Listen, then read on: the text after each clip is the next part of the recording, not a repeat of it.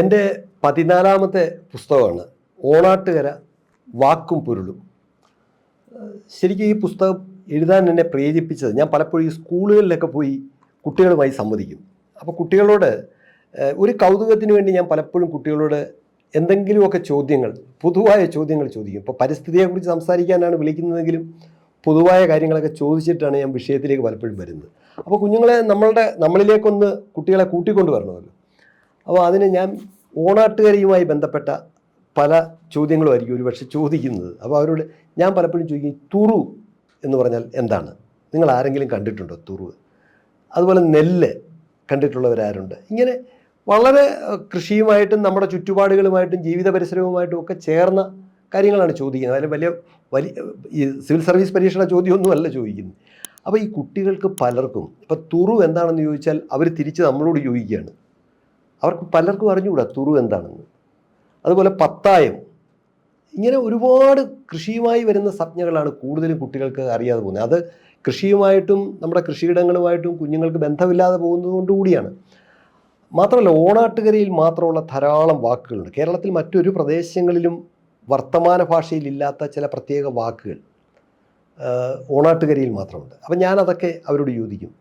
അയ്യം, അപ്പോൾ കുട്ടികളോട് ചോദിക്കണം, മോനെ അയ്യം എന്ന് പറഞ്ഞാൽ എന്താണ്? അപ്പോൾ കുട്ടികളിങ്ങനെ മുഖത്തോട് മുഖം നോക്കും. അയ്യം എന്ന് പറഞ്ഞാൽ നമുക്കറിയാം, അയ്യം എന്ന് പറയുന്നത് ഒന്ന് നമ്മുടെ പുരയിടത്തിന് പലപ്പോഴും നമ്മൾ അയ്യം എന്ന് പറയുന്നത്. മോനെ അച്ഛനവിടെ പോയി, അയ്യത്ത് പോയിരിക്കുകയാണ് എന്ന് പറഞ്ഞാൽ അച്ഛൻ പറമ്പിലേക്ക് പോയി അല്ലെങ്കിൽ വീട്ടുവളപ്പിലേക്ക് പോയി എന്നാണ്. അയ്യത്തിന് മറ്റൊരർത്ഥം കൂടിയുണ്ട്. മോനെ അത് അയ്യവ, കൊള്ളത്തില്ല, കളഞ്ഞര് എന്ന് പറഞ്ഞാൽ അത് ഉപയോഗയോഗ്യമല്ല, നമുക്ക് ഉപയോഗിക്കാൻ പറ്റിയല്ല, നീ കളഞ്ഞേക്ക്, അത് പറ്റിയതല്ല. അങ്ങനെ രണ്ടർത്ഥമുണ്ട് അതിന്. അപ്പോൾ ഇങ്ങനെയുള്ള വാക്കുകൾ കുട്ടികളോട് ചോദിക്കുമ്പോൾ പലപ്പോഴും കുട്ടികൾ കണ്ണുമിഴിക്കുന്നത് കണ്ടിട്ട് എനിക്കൊരു സ്വയം ഒരു ഉത്ബോധം ഉണ്ടായി. എടാ, നമ്മളിങ്ങനെ പറഞ്ഞു പോയിട്ട് കാര്യമില്ലല്ലോ. ഈ വാക്കുകൾ പലതും സമാഹരിക്കുകയും അത് ഒരു പുസ്തക രൂപത്തിൽ എല്ലാവർക്കും ലഭ്യമാകത്തക്കവണ്ണം, വായിക്കത്തക്കവണ്ണം. അപ്പോൾ വാക്കുകൾ മാത്രം എഴുതിയിട്ട് കാര്യമില്ല, ആ വാക്കുകൾ വാക്യത്തിൽ പ്രയോഗിച്ചെങ്കിൽ മാത്രമേ കുഞ്ഞുങ്ങൾക്കത് വായിക്കുമ്പോൾ എന്താണ് അതിൻ്റെ അർത്ഥം എന്ന് മനസ്സിലാകത്തുള്ളൂ. അപ്പോൾ അങ്ങനെ ഓരോ വാക്കുകൾ അക്ഷരമാലാ ക്രമത്തിൽ ഞാൻ എടുത്തിട്ട്, ഓണാട്ടുകരയിൽ സംസാര ഭാഷയിലുള്ള വാക്കുകൾ എടുത്തിട്ട് അതിനെ ഒരു സെൻറ്റൻസിൽ ഒരു വാക്യത്തിൽ പ്രയോഗിച്ചാണ് ഈ പുസ്തകത്തിൽ കൊടുത്തിരിക്കുന്നത്. അങ്ങനെയുള്ള ഏതാണ്ട് 500-ലേറെ വാക്കുകൾ ഒരു സമാഹരണമാണ് ശരിക്കും ഈ പുസ്തകം. അപ്പോൾ അതാണ് ഈ പുസ്തകത്തിൻ്റെ ഒരു ചെറിയ രത്നച്ചുരുക്കം. അതാണ് ഈ പുസ്തകം. ഇപ്പോൾ നിയമസഭാ ഈ പുസ്തകോത്സവത്തിൽ നമ്മുടെ സ്പീക്കർ ശ്രീ എൻ ഷംസീറാണ് പ്രകാശനം ചെയ്തത്. ഭാഷാ ഇൻസ്റ്റിറ്റ്യൂട്ടാണ് പുസ്തകം ഇറക്കിയിരിക്കുന്നത്. എൻ്റെ 14ാമത്തെ പുസ്തകമാണ്. ഈ പുസ്തകത്തിന് 210 രൂപയാണ് വില. വിലയുടേക്കാൾ ഉപരി ഞാൻ ഹൃദയത്തോട് ചേർത്ത് വയ്ക്കുന്ന ഒരു പുസ്തകമാണ്. കാരണം നമ്മുടെ ഭാഷ, നമ്മുടെ നാടിൻ്റെ ഭാഷ, അങ്ങനെ ഒരു വലിയ പ്രത്യേകതയുണ്ട്. അതാണ് ഈ പുസ്തകത്തെക്കുറിച്ച് എനിക്ക് ആമുഖമായി സൂചിപ്പിക്കാനുള്ളത്. കാരണം ഇത് കുട്ടികൾ വായിക്കണം.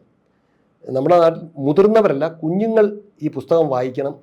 കാരണം ഈ കാലം എന്ന് പറയുന്നത് മൊബൈലിൻ്റെ കാലമാണ്. ഇപ്പം അതായത് കേരളത്തിൽ ജനസംഖ്യയേക്കാൾ കൂടുതൽ മൊബൈൽ കണക്ടിവിറ്റിയുള്ള ഒരു കാലത്താണ് നമ്മൾ ജീവിക്കുന്നത്.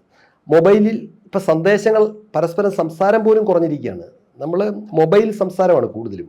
ഒരു ചെറിയ മെസ്സേജ് അല്ലെങ്കിൽ ഒരു കൈ കാണിക്കലോടുകൂടി ഒരു വലിയ വർത്തമാനം അവിടെ അവസാനിക്കുകയാണ്.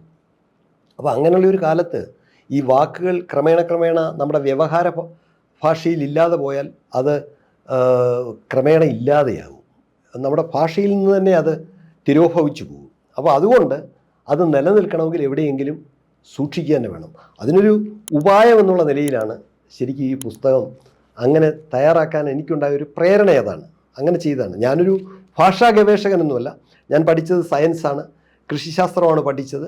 പക്ഷേ നമ്മുടെ ജീവിത പരിസരത്ത് നിരന്തരമായി കേൾക്കുന്ന വർത്തമാനം, ആ ഭാഷയെ സ്നേഹിക്കുന്ന ഒരാളെന്നുള്ള നിലയിൽ, ആ വാക്കുകളെ സ്നേഹിക്കുന്ന, ഭാഷയെ സ്നേഹിക്കുന്ന, അതിനെ ഇഷ്ടപ്പെടുന്ന ഒരാളെന്നുള്ള നിലയിൽ അതിനെ നിലനിർത്തുക, അത് ഒരിക്കലും നഷ്ടപ്പെടാതെ പോകണം എന്നുള്ള വലിയൊരു ചിന്തയോടുകൂടിയാണ് ഈ പുസ്തകം എഴുതുകയും പുസ്തകം തയ്യാറാക്കുകയും ചെയ്തത്. ഒരല്പം അധ്വാനം വേണ്ടി വന്ന പുസ്തകമാണിത്.